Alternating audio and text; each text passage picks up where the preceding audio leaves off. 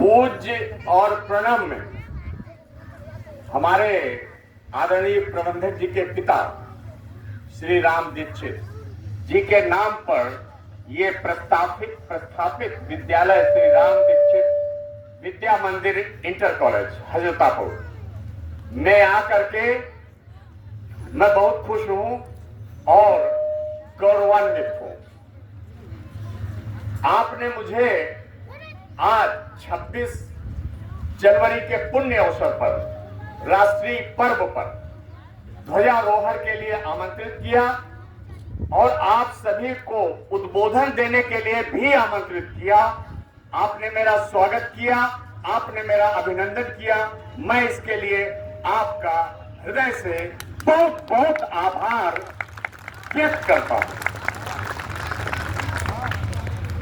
अभी तक हमारे सारे बच्चों ने जितनी प्यारी प्रस्तुतियां दी हैं और जितना राष्ट्रवाद का गायन किया है वो वास्तव में बहुत ही प्रशंसनीय है।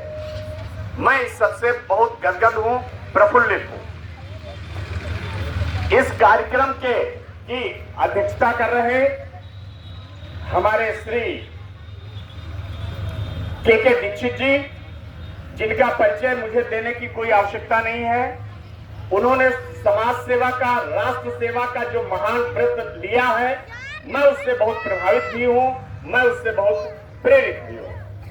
उन्होंने जिला अधिवक्ता संघ का जो नेतृत्व किया है 2025 में और जो कार्य करके वो जा रहे हैं वो हमेशा आने वाले समय में लोगों के लिए प्रेरणा स्रोत बना रहेगा।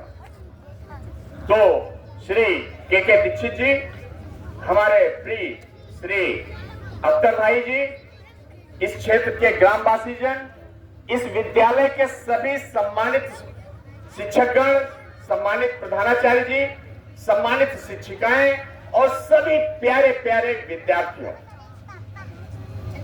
अभी आपने जाना कि ये 26 जनवरी है क्या। 26 जनवरी गणतंत्र दिवस है।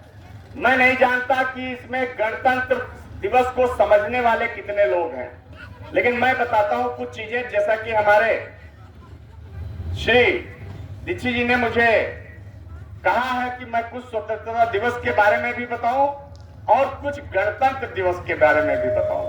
ठीक है, तो आप लोग जरा ध्यान से ही मेरी सारी बातों को सुनिएगा, क्योंकि ये आपके लिए बहुत ज्ञानवर्धक है। ये जो 26 जनवरी है ये 1930 से मनाई जा रही है और इसी दिन पहले स्वतंत्रता भी मनाई जाती थी। स्वतंत्रता का ये दिवस भी था 26 जनवरी 1930। लेकिन 1947 को जब 15 अगस्त डिक्लेयर हुआ स्वतंत्रता दिवस के रूप में, तो 26 जनवरी बदल गई और 15 अगस्त प्रारंभ हो गया। आप लोग समझ रहे हैं मैं क्या कह रहा हूं कि पहले 26 जनवरी को ही स्वतंत्रता दिवस मनाया जाता था 1930 से और लगातार मनाया जाता रहा। लेकिन 15 अगस्त 1947 के बाद 15 अगस्त स्वतंत्रता दिवस हो गया और ये जो 26 जनवरी थी वो गणतंत्र दिवस हो गया। अब आपको मैं बताता हूं गणतंत्र दिवस। देखिए, हम लोग पहले ग्रेट ब्रिटेन, जिसको इंग्लैंड कहते थे, उसके शासन में थे। हम लोग पहले पुर्तगाल के शासन में थे। हम लोग पहले फ्रांस के शासन में थे। तो पुर्तगाल, फ्रांस और ग्रेट ब्रिटेन के हम शासन में थे, जिसको कहा जाता था औपनिवेशिक शासन, जिसको इंग्लिश में कहते थे कॉलोनियल रूल। हम उससे आजाद हुए 1947 में। 15 अगस्त 1947 को ब्रिटेन की पार्लियामेंट में इंडियन इंडिपेंडेंस एक्ट पास हुआ, उससे हम ब्रिटेन से आजाद हुए। 1954 में हम फ्रांस से आजाद हुए और 1961 में हम पुर्तगाल से आजाद हुए।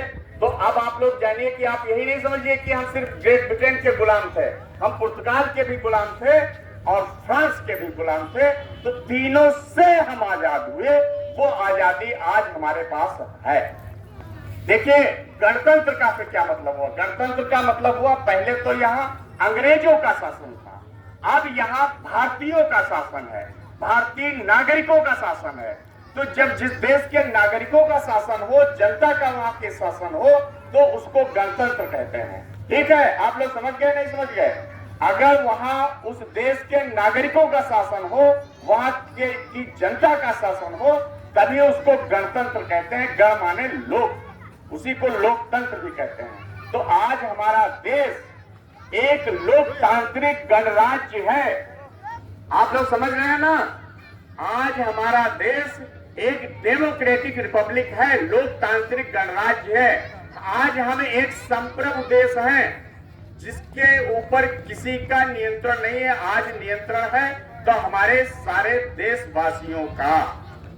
तो आज सरकार हम बनाते हैं और आज सरकार हम चलाते हैं। तो चाहे राष्ट्रपति हो, चाहे हमारे न्यायालय हो, चाहे प्रशासनिक संस्थाएं हो, वो सब हमारी हैं, वो सब हमारे नियंत्रण में होती हैं। हम सबका गठन करते हैं। हमारा जो संविधान है वो राष्ट्रपति से लगाकर जितना भी हमारी नियामक संस्थाएं हैं उन सबका गठन भी करता है, उनके संचालन की विधि भी लाता है, उनमें प्रयुक्त शब्दों के अर्थ भी रखता है।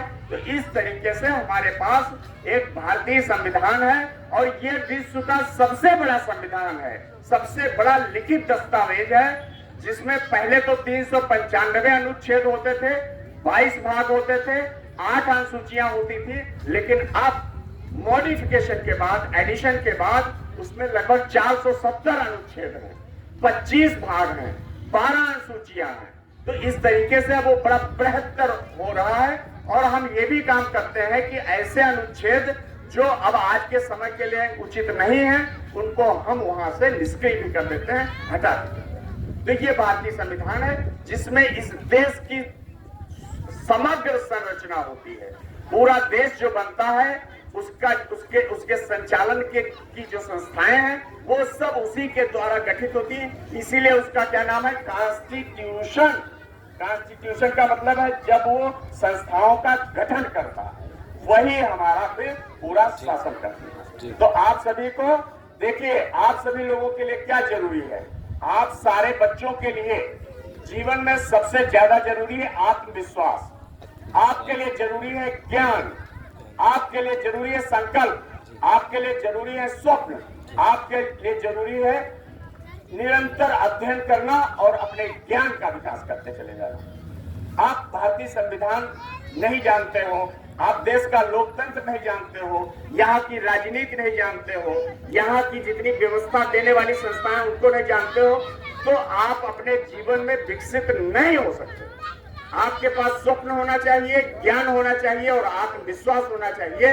अभी मैं देख रहा था, जब आपसे पूछा गया कि इसमें कितने लोग स्वप्न देख रहे हैं, तो बहुत कम हाथ उठे थे। आप सबको स्वप्न देखना चाहिए कि जो आज हम हैं उससे हम कितना आगे जा सकते हैं, जो हमने जाना है उससे अधिक कितना जान सकते हैं, जो हमने पाया है उससे कितना अधिक पा सकते हैं। जब तक ये स्वप्न आपके पास नहीं होगा, आपके जीवन की विकास का जो पथ है वो नहीं बन सकता, निश्चित जानिए।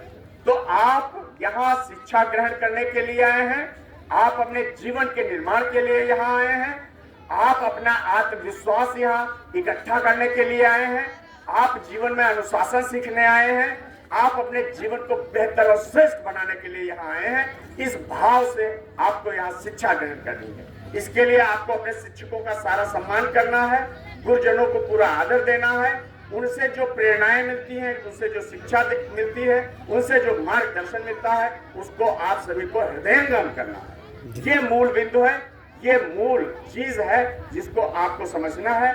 मैं अधिक न कह करके आप सभी को आज इस गणतंत्र दिवस के अवसर पर बहुत बहुत बधाई देता हूं, शुभकामनाएं देता हूं और आयोजनकर्ताओं को भी मैं बहुत बहुत बधाई और उनका आभार व्यक्त करता हूं। और विशेषकर इस विद्यालय के जो प्रबंधक हैं श्री के दीक्षित जी, उनका तो मैं विशेष आभार व्यक्त करता हूं, उनको धन्यवाद देता हूं कि उन्होंने मुझे यहाँ आज के इस कार्यक्रम के मुख्य अतिथि के रूप में आमंत्रित किया, मुझसे ध्वजारोहण का कार्य कराया और मुझे आप सभी को संबोधित करने का और एक उद्बोधन देने का अवसर दिया, अवसर दिया। मैं उसके लिए उनका बहुत बहुत धन्यवाद व्यक्त करता हूँ। आप सभी सभी का पुनः आभार व्यक्त करते हुए मैं अपनी वाणी को यहीं समाप्त करता हूं। Thank you very much.